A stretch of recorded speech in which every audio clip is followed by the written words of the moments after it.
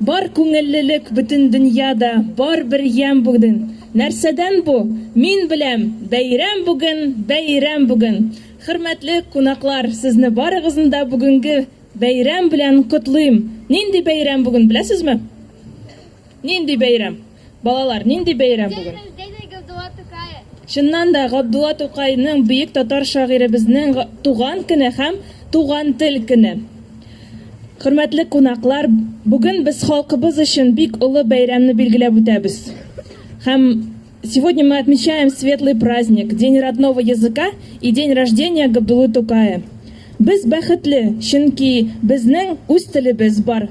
Без ана телендә сөйлибез, иҗат итәбез. Тормышыбызны шушы тел аша аңлыйбыз. Какое счастье иметь родной язык, говорить на нем, думать, мечтать.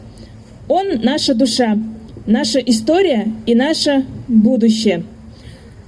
Бүген без балалар белән, укытучылар белән сезгә кечкенә генә концерт программасын әзерләп килдек һәм иң башта мин иң кечкенә балаларны чакырмакчы булам сәхнәгә. Алар безнең Габдулла Тукайыбызның матур-матур балаларга язылган шигырьләрен укып китерләр. Сез әзерме?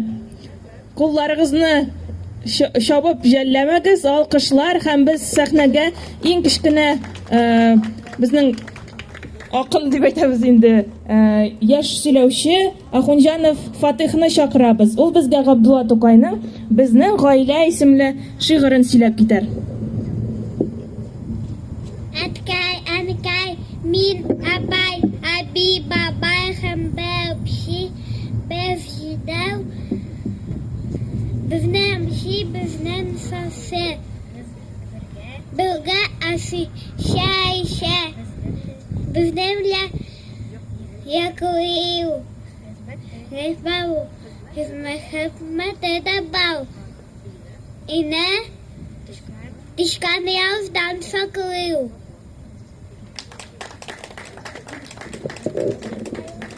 Фатих һәм аның абыйсы Миндияр да ярдәм итеп торды. Киләсе чыгыш ясаучылар безнең кызларыбыз булыр. Сәхнәдә Шамсетдинова Ләйсән, Шамсетдинова Сафина һәм Гыбайдуллина Дилараны чакырабыз. Алар безгә Габдулла Тукайның бала белән күбәләк шигырен сөйләп китәрләр. Каршы алыгыз. Әйтәләр күбәләк, сөйләшәк бергәләп. Бу кадәр күп очып, армыйсан син ничек сын тормышын, ничек күрмешек. Сөйләп бирче тезеп, табаламсың ризык. Мин туламын кулауда, умында, уйнаймын усабын, яқты кул буғында. Йылқыды хамсия, көрсінің яқтысы. Аз болады миңа, сәсікләу ұшысы. Секулем, бекосқа.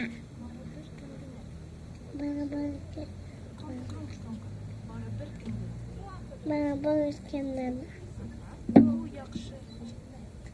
Бұясы әжіпне. Әжіме бір семіне. Киләсе чыгыш ясаучыбыз бик үзенчәлекле егет. Ул үзе рус милләтеннән булса да, безгә шимбә көннәрендә татар теленә йөри һәм кызыксына, чөнки аның гаиләсендә татар тамырлары бар һәм бу бик күңелле күренеш. Һәм без сәхнәгә Рома Петровны чакырабыз. Ул безгә Габдулла Тукайның Гали белән кәҗә шигырен сөйләп китәр. Габдулла Тукай, Гали белән кәҗә. Безне Гали бигрәк тоту кәҗә белән. Менә кәҗә карап тора тәрәзәдән. Галияны ширән белән куна китә. Кәҗә рәхмәт үкү. Сакылын селкетә.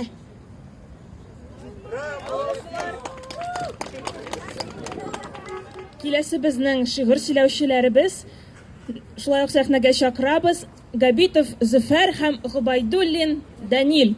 Алар шулай ук Габдулла Тукайның «Кызыклы шәкерт» исемле шигырен сөйләп китәрләр. Габдулла Тукай. Кызыклы шәкерт. Әдәле, Акба, Иренсин, Арт, Аягыр. Берлә тор. Аума, туп туры тор. Тез утыр, яхшы утыр. Ник газаплыйсың буласың, мин әлек бик кичкенә. Мин туганга тик 2 айлар булыр. Я 3 кенә. Юк, кирәкми, мин өйрәнмим, минем ойнысым килә. Шул болынарда ятасым, шунда аунысым килә. Ах, жулер, мамай, ты реши, дурай, гай.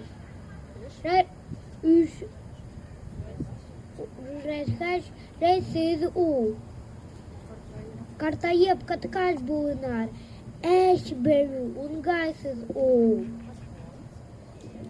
Без барыбыз да беләбез, Габдулла Тукайның шигырен 40-тан артык телгә тәрҗемә иткәннәр. Стихи Габдуллы Тукая были переведены более чем на 40 языков мира. И поэтому мы, так как живем в Казахстане, мы сейчас, следующий наш участник нашего праздника, Амангельдин Акберен, расскажет стихотворение Габдуллы Тукая «Кеңеш», то есть на казахском языке перевод «Кеңес» называется. Встречайте его бурными аплодисментами. Шекпе қайғы сол нәрсеге өмір зулап өткенде, алған оны ұшып кеткен араласа бүжілге, өмірінің талдырына ол енді кеткен ағып, бос қайғының пайдасы жоқ болмас енді. Қайғырма сен, төкпе жасты, жәрдеме енді Алла бар. Алға ұмтыл, істе қайрат, жалықпа сен, алға бар. Бик зор рахмет. Ну, конечно же, мы без русского перевода тоже не обойдемся. Сейчас Жукова Арина расскажет стихотворение Габдуллы Тукая на русском языке, перевод. А саккомпанирует ей на флейте Милана Урусканова, класс преподавателя Шапатовой Айнуры Махабековны.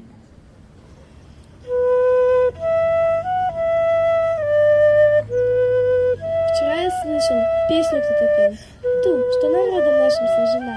И я подумал, сколько грусти в ней, как беспредельно жалобна она, она тревожит сердце. В ней живет та многострадальная душа. В протяжных звуках 300-летний гнев. Горька она, и все же хороша. Да, много тягот испытали мы, не считать пролитых нами слез. Но пламенную верную любовь напев свободный сквозь века пронес. Я изумленно слушал, отойдя от повседневной суеты земной. И возникал передо мной Булгар, и Ак-Идель текла передо мной. Не вытерпел я, подошел к певцу, спросил, коснувшись бережной руки: «Послушай, брат, что ты за песню пел?» Татарин мне ответил: «Ай-ли-люки». Менә без әле генә бала белән күбәләк шигырен тыңлап киткән идек. Шушы Тукайның шушы шигырьләренә Габделхак Ахунҗанов көй язган. Һәм сезгә хәзер без шуны тәкъдим итәбез. Каршы алыгыз, сәхнәдә борчаклар, гөрләвек һәм күңелле балачак вокаль ансамбльләре җитәкчесе Габделхак Ахунҗанов. Бала белән күбәләк.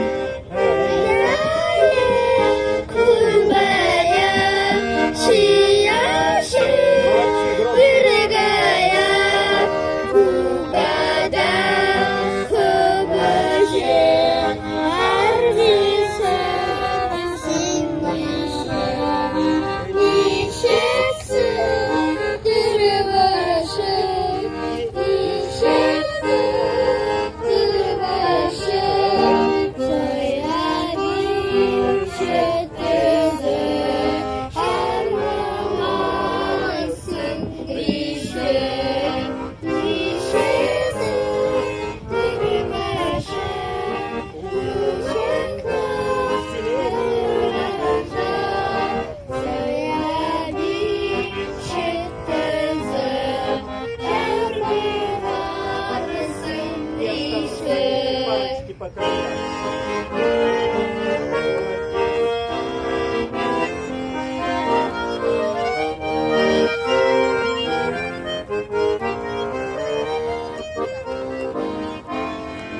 Микрофончиком с улыбкой ближе к микрофону.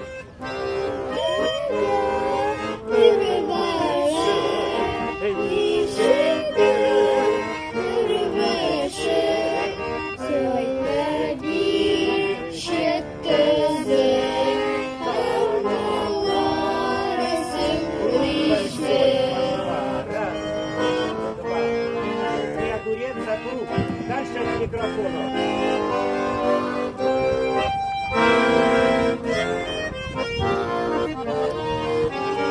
На свои места.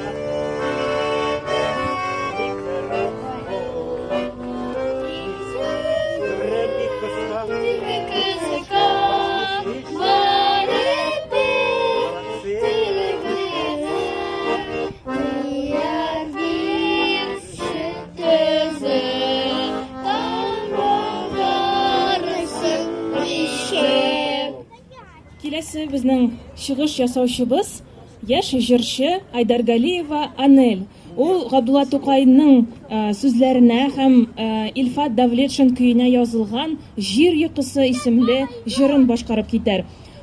Безнең шарабыз урамда узганга күрә, без монда фортепиано алып килә алмадык, шуңа күрә фортепиано уйнавын яздырдык һәм концертмейстер безнең Галиуллина Наталья Галимжановна һәм Анельнең җитәкчесе Горовая и Мостуи Айдиновна. Рәхим итеп тыңлагыз «Җир йокысы».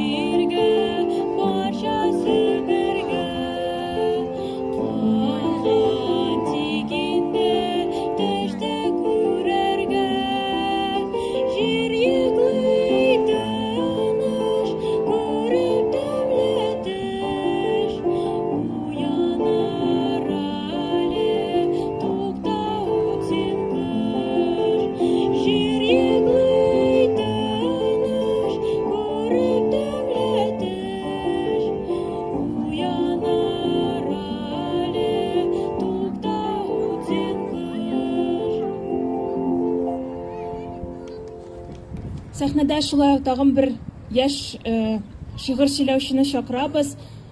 Мирас татар яшьләре оешмасы рәисе Мадияр Насыров. Ул безгә Казан ва Казан арты исемләнгән шигырен сөйләп китәр. Хөрмәтле милләттәшләр. Габдулла Тукай бөек шагыйребезнең Казан ва Казан арты шигырен сөйләп бирәсем килә. Эй Казан шәһре, торасың тауда, зур шәмдәл кеби. Мәсҗидең, ширкәүләрең, һәр шасларың шәмнәр кеби.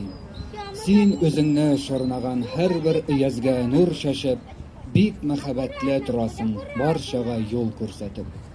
Нур ала синнән бөтен як, Чистопол, Спас, Тәтеш, һәм Чыбаксарга, Мабанышларга, шар малмыш катыш. Бер бурылда, эй Казан, син бу Казан артын кара. Нур шәшәсең бар өязгә, үз өязең капкара. Үз төбенә төшмиди шәм лампаның һич бер нуры. Шул мәкал монда дөрес шул, ах, аны җен ыргыры. Рәхмәт. Шуннан да Тукайның шигырьләре ул телебезнең инҗиләре. Безнең менә шулай итеп шигырьләребез тамам. Хәзер олыларга күчәбез. Сәхнәдә истәлек татар фольклор этнографик ансамбленең гармончылар төркемен рәхим итегез.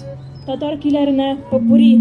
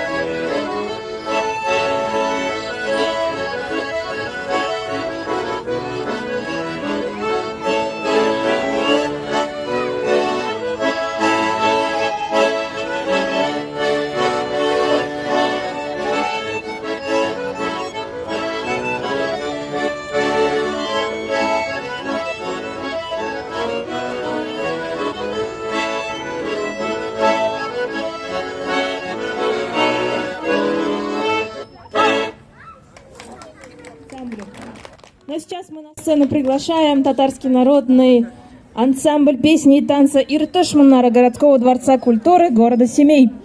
«Иртыш Муннара» ансамбля.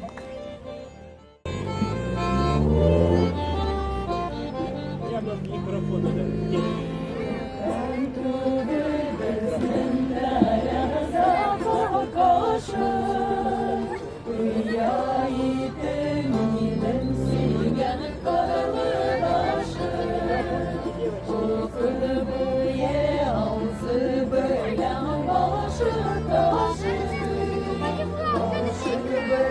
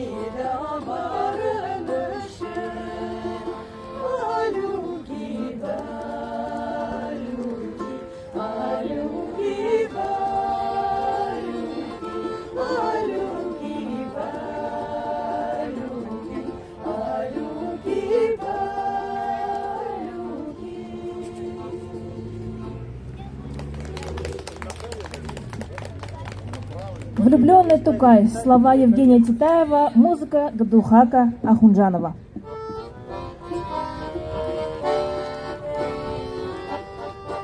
Молодое беспечное лето, сторониться его перестань.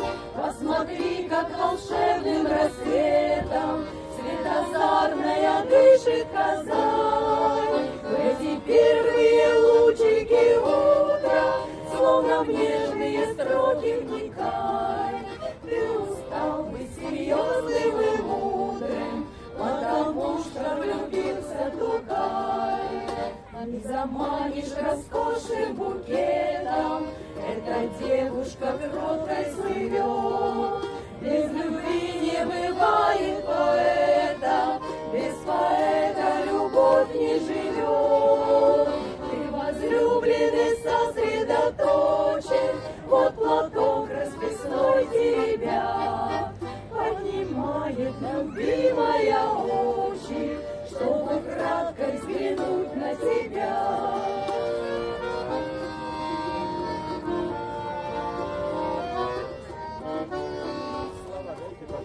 И людских пересудов превыше твоя новая муза права. Ты напишешь, конечно, напишешь для нее золотые слова. Вечных будней свинцовая пудра не для пылких ранимых сердец. Вот опять ты суровый и мудрый, за свободу и правду борец. Но недолгим волнением задетый, ты запомнишь Тукай наперед. Без любви не бывает поэта, без поэта любовь не живет.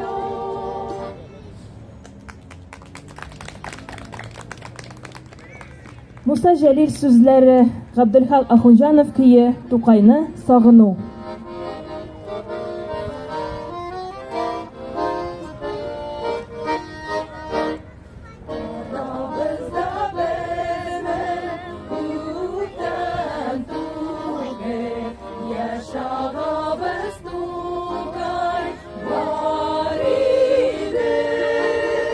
Безнен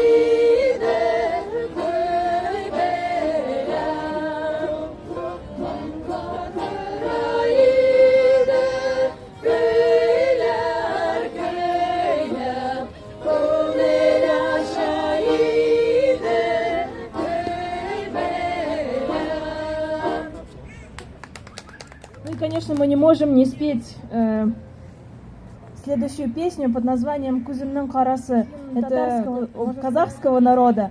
Действительно, Абай и Тукай жили в одно время. И если даже они не встречались, но они знали друг друга, они читали друг друга стихи, произведения. Поэтому для вас прозвучит «Кузимның карасы».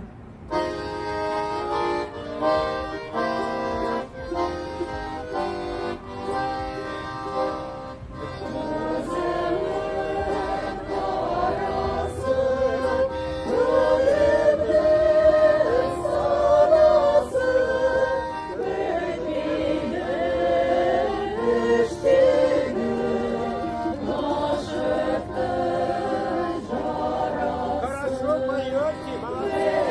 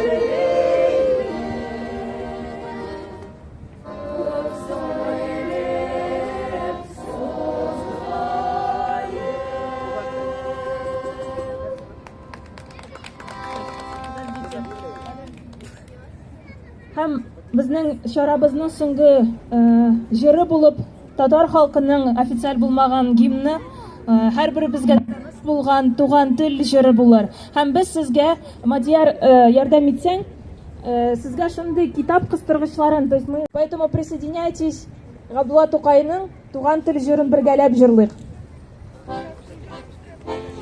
Первый куплет они помнят.